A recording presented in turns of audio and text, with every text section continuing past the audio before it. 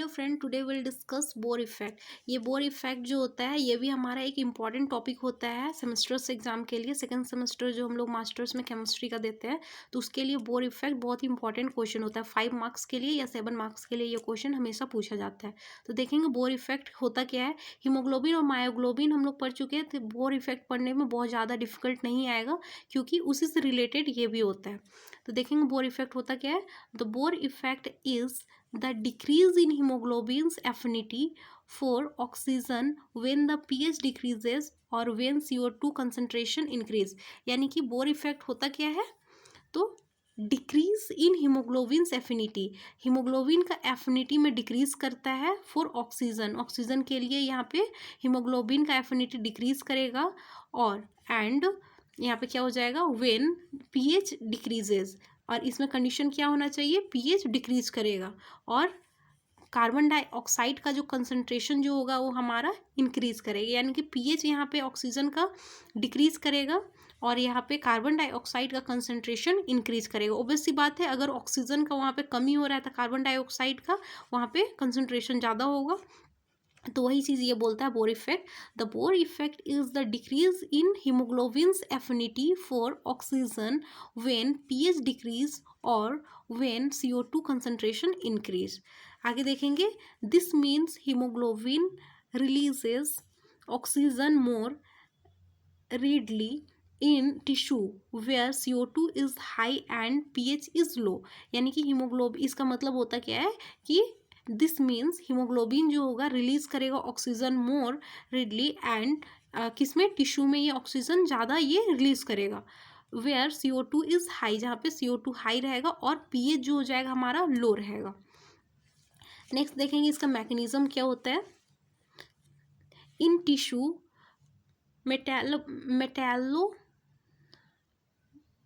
Metabolically active, यहाँ पे क्या हो जाएगा, मैकेनिज्म देखेंगे टिश्यू में, तो इसमें मेटाबॉलिकली एक्टिव होता है। तो यहाँ पे देखेंगे cells produce CO2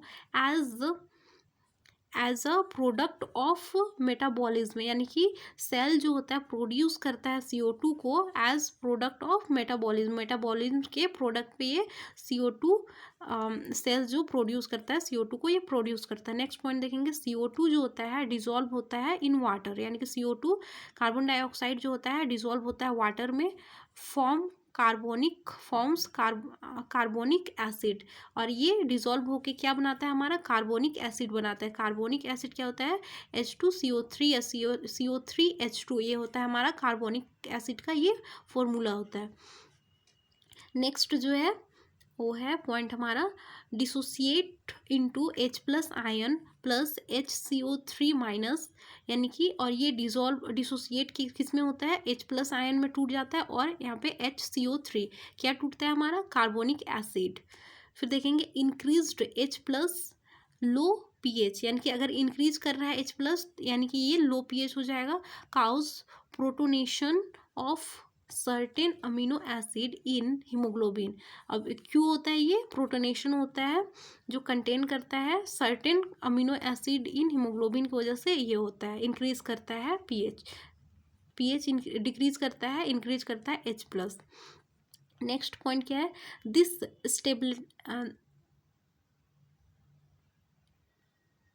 this stabilises the T state, यानी कि टेंस्ड स्टेट ऑफ हीमोग्लोबिन, और ये स्टेबलाइज करता है टी स्टेट को, या टी स्टेट को ही हम लोग टेंस्ड स्टेट बोलते हैं हीमोग्लोबिन में।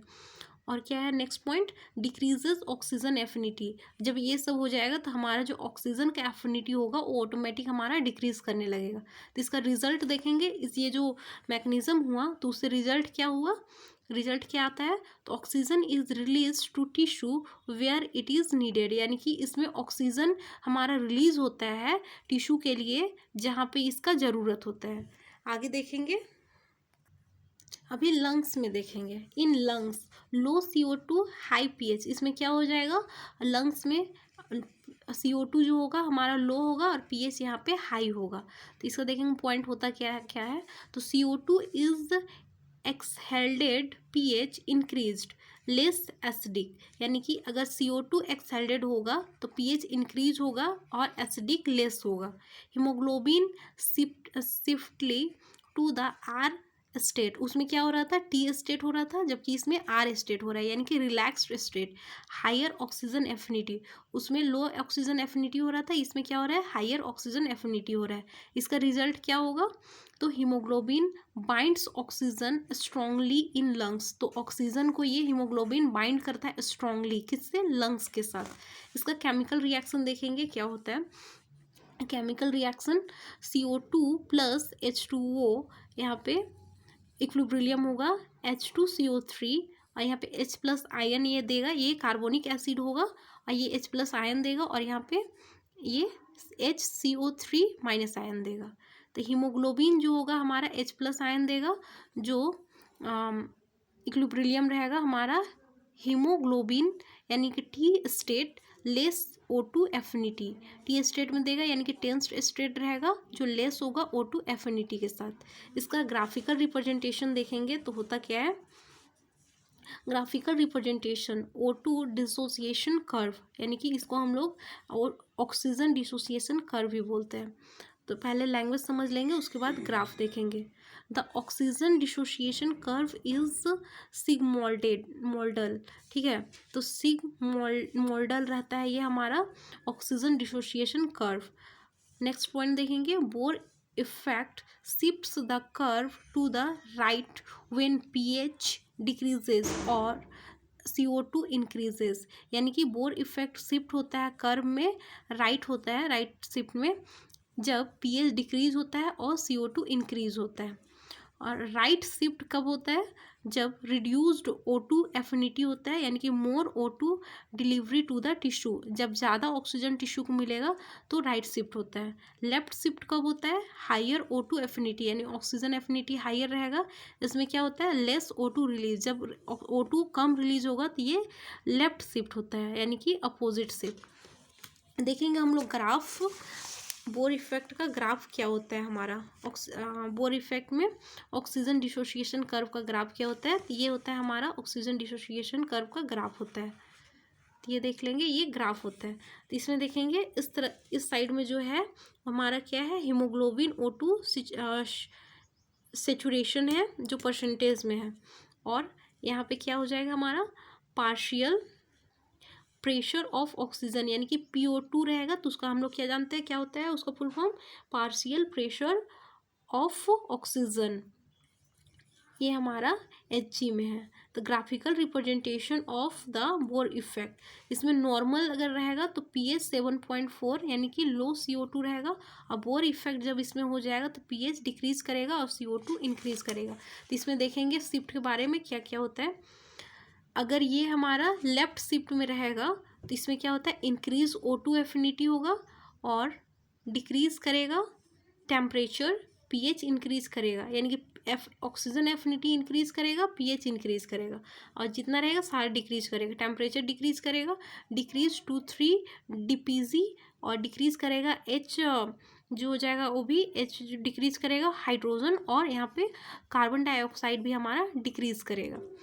और अगर राइट शिफ्ट होता है, ये हमारा कर्व होता है, ग्राफ होता है बोर इफेक्ट का, अगर ये राइट शिफ्ट में आ जाता है, जो रेड वाला है, अगर ये ब्लैक डॉट में हो जाएगा तो ये राइट शिफ्ट होगा। तो राइट शिफ्ट होने पे क्या क्या होता है, रिड्यूस करेगा O2 affinity, oxygen affinity reduce करेगा, और इंक्रीज करेगा टेम्परेचर, इंक्रीज करेगा 2-3 DPG, और यहाँ पे इंक्रीज करेगा H प्लस, और ये इंक्रीज करेगा CO2, जबकि pH यहाँ पे डिक्रीज करेगा, यानी कि रिड्यूस करेगा ऑक्सीजन एफिनिटी, तो यहाँ पे pH भी रिड्यूस करेगा, यानी कि डिक्रीज करेगा।